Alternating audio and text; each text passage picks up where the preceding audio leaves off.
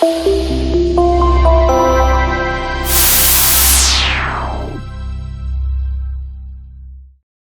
everybody, it's John Costigan. Never done a LinkedIn video, so I'm going to keep it really quick. But this topic that I'm going to talk about, I think it's a really big topic that's costing you money. It's allowing you not to close business, and this is it. You are losing control of the sale. You are like the tail wagging the dog, and they're having you run around doing a lot of work without knowing what happens when you get done doing it. That's number one. But number two, you're losing control of a lot of the little tiny steps that are in those processes. Let me give you a very simple example. I'm talking to a sales rep in Houston. I was just in Seattle this past week, okay, and just got home late last night. Last week I saw this happen with another client, and it's almost like when you buy a new car, you see it everywhere. I'm starting to see this everywhere. Sales reps are losing control. The gentleman in Houston, what he was doing was he was calling into the CEO's office, and he was having a conversation, and there's a lot of things we've changed to our programs now, because I know a lot of you know I've done all the live calls, right? I mean, I've done them in Dubai and Detroit and Dublin, Ireland. I mean, I've made live phone calls all over the world, right? And I showed my audience how to get in the door, okay? And we do it live. But what I will tell you is we've had to change this, because what I did 10 years ago what I did 3 years ago does not work today. It doesn't. So I know we've had to change up some things. One of the things you need to change up is we'd like to send an email off to your president and CEO. And we work on that email, everything from the agenda, the objective, the clear next steps, meeting times, all of it. It's so buttoned up. But it really puts you in a class of, hey, this isn't hi, I'm lost. This is no, we'd like to meet with you guys, okay? So when you do that, it puts more meat on the bone. But example, this gentleman in Houston, he was making the phone call. And let's pretend the president is Michelle Smith and the assistant is Mary. Hi, Mary. We'd like to see if we could set up some time to maybe schedule something with Michelle. Would you mind if I know it's probably a little early to just say grab her calendar. You probably want some information from us. So can I send something off to you?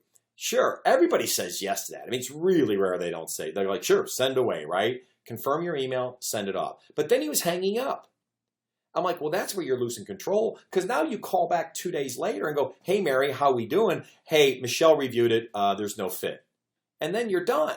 And by the way, I'm a big believer that if you do that, you're now done. And if you now go to the HR department or to operations or somewhere else, you have an uphill battle, especially when you know that you just had the CEO's office going, no fit. We don't want to see you.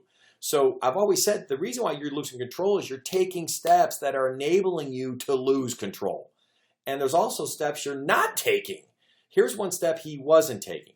When you're on the phone with Mary and you send the email off, you go, hey, Mary, one last thing. I know with what our organization does, we focus on, and for example, I was representing a consulting firm. So I said, hey, we work with people. It's not about getting you more people, it's about getting more out of the people you have.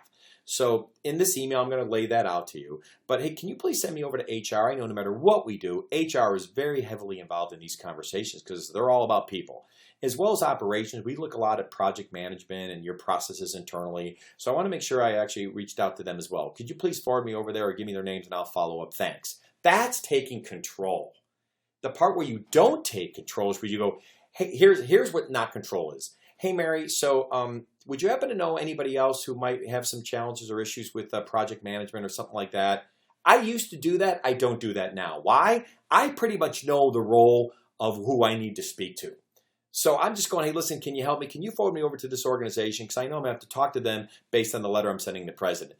You're in control of this call. Instead of throwing the control over to Mary, because a lot of times she might say, well, I'll tell you, well, let me take a look at your letter, John. I'll get back to you. And that's where you start to get these subtle little resistance messages or the objections you get that could stop this train in its tracks, okay?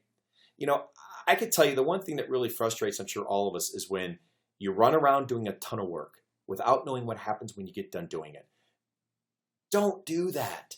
That's losing control. Remember, they control, the customer has the problem. You are the process. You know, can you imagine sitting in front of a doctor? I mean, I ruptured an Achilles. I just got the cast off, right? And I'm only using this as an example because I just said this in Seattle this week. I said, can you imagine when I look at the doctor and he goes, yeah, you ruptured your Achilles.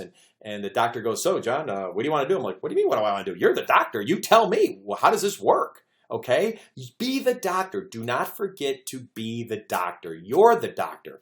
Sure, the customer can decide if they want to have surgery or not, but you're the doctor. You control this process.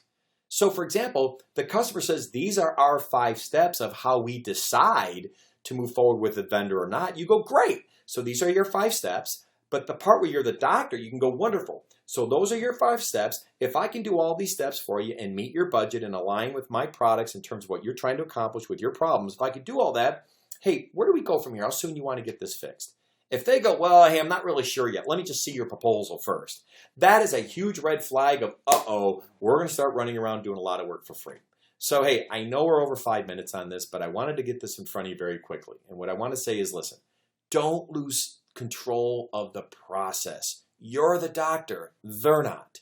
And if you can try to remember that, I tell you one thing, you're going to start focusing on real deals, and you're not going to start filling out forecasts that truly almost look like the game show host here, the game show here in the United States called Jeopardy, where one of the categories is, I'll take creative writing for 1,000, Alex. That's no fun when your forecast, when you know in your heart and soul that forecast isn't a real forecast.